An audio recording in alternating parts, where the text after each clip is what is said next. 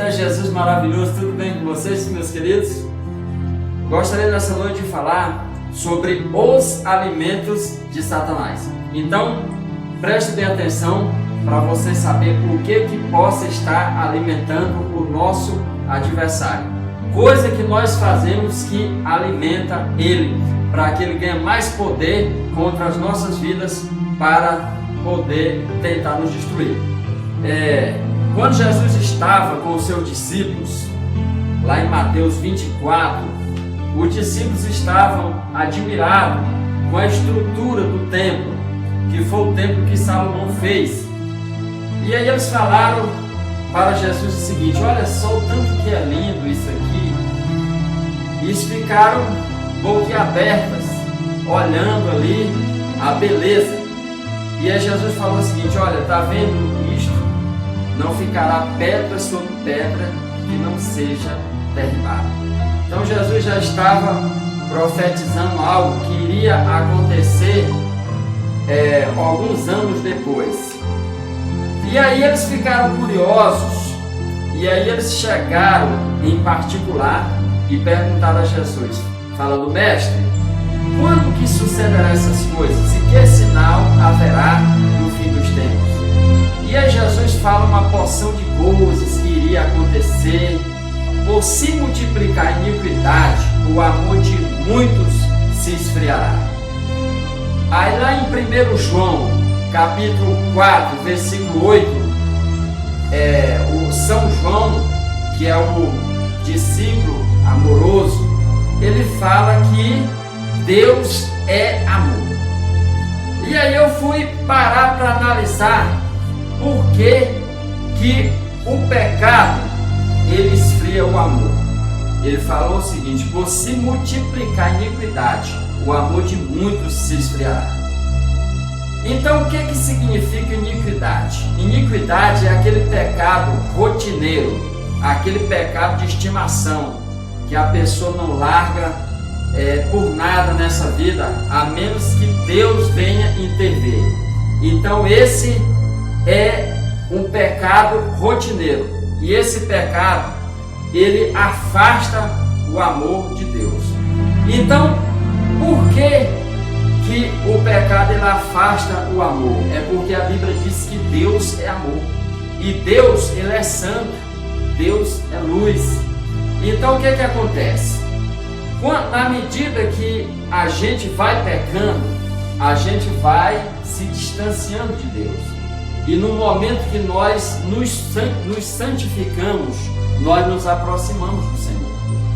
Então, fica claro que aquela igreja que os irmãos não se amam, é uma igreja que não tem amor, é uma igreja em pecado. A Bíblia diz o seguinte: se você diz que está na luz e aborrece o seu irmão, não ama o seu irmão, você está em trevas. Você é um mentiroso, você não está na luz. E fala que todo aquele que odeia o seu irmão é homicida. E todo aquele que ama o seu irmão, a Bíblia diz que Deus está nele. O amor é o vínculo da perfeição. E Tiago fala o seguinte: o juízo será sem misericórdia para com os que não têm misericórdia, porque o amor triunfa sobre o juízo.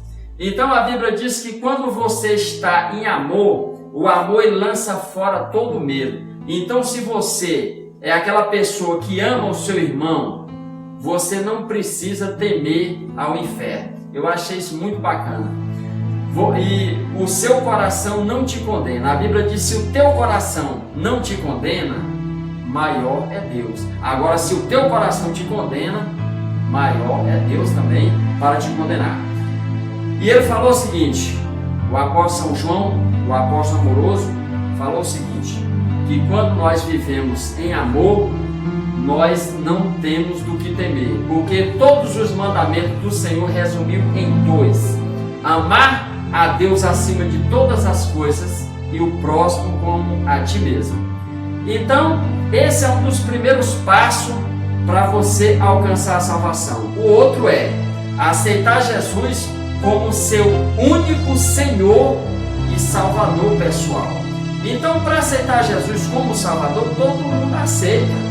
Agora, aceitar Ele nas nossas vidas como Senhor, aí o negócio é diferente. Por quê?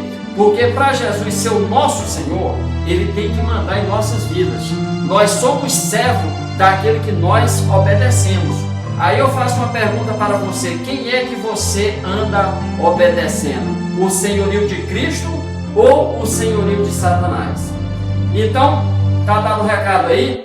Aquela pessoa que vive pecando, ele fortalece o poder das trevas na vida dele.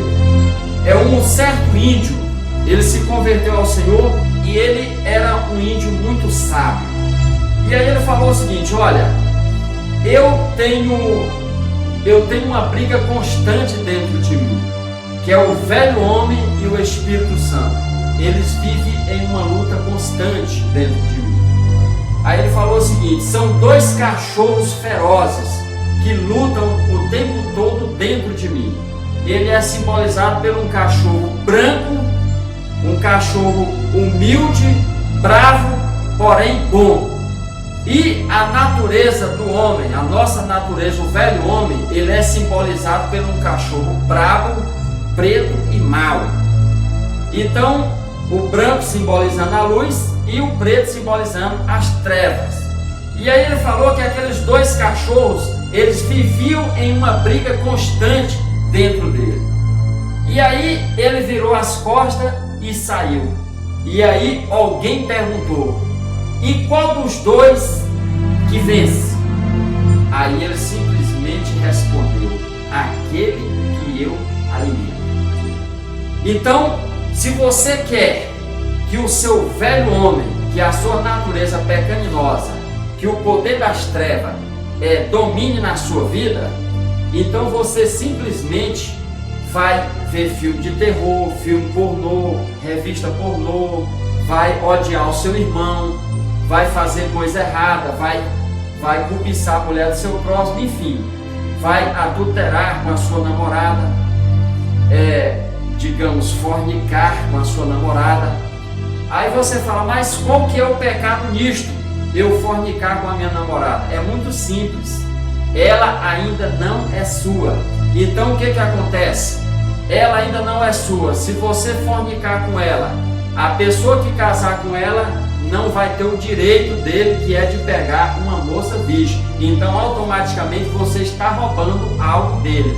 Então quando a gente rouba algo do nosso próximo, nós o prejudicamos. Então é muito simples de resolver. Então, quando você pratica o pecado, Deus ele vai se afastando de você. Então eu convido você o seguinte, para afastar o pecado. Aí você fala: mas tem muita gente dentro da igreja que está pecando. Justo. Dentro da igreja é um lugar de pessoas pecadoras que estão se aproximando cada vez mais do Senhor. Porque a Bíblia diz o seguinte, que o caminho do justo, ele é como a luz do sol, que vai brilhando, brilhando até ser dia perfeito. Então quando a pessoa está dentro da igreja, não significa que ele é justo, mas sim que ele está se justificando, que ele está se aperfeiçoando cada vez mais. Então está dada a dica aí: aceitou Jesus como seu único Senhor e Salvador pessoal, o seu nome está escrito no livro da vida. Aí é só amar o seu irmão, é só praticar o amor, procurar ajudar o seu irmão o tempo todo. Não é somente de palavras, aquele amor só de palavras para Deus não serve. O amor que serve para Deus é aquele amor na prática. Ok?